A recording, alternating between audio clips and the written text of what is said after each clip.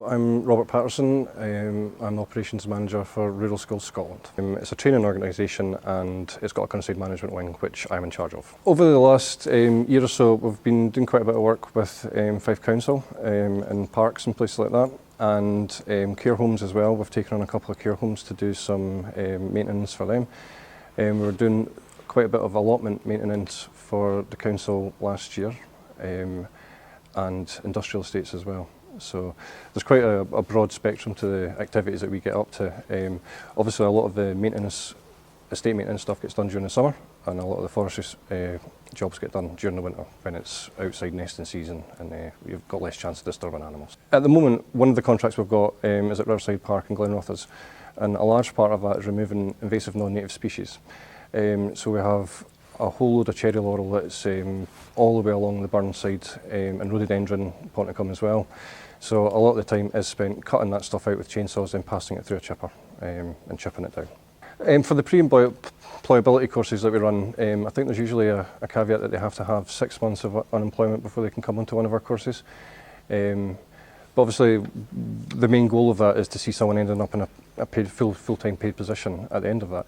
We've been fortunate enough to bring on 2 apprentices to do that, and as we say, we hope to keep these people in full-time employment afterwards. And then we go through the process again of bringing another apprentice and training them up. And modern apprenticeships have been going on for quite a while, and I've been delivering them for about 10 years now. I've had a number of apprentices through my hands on the same thing that Monique's doing, the estate maintenance apprenticeship.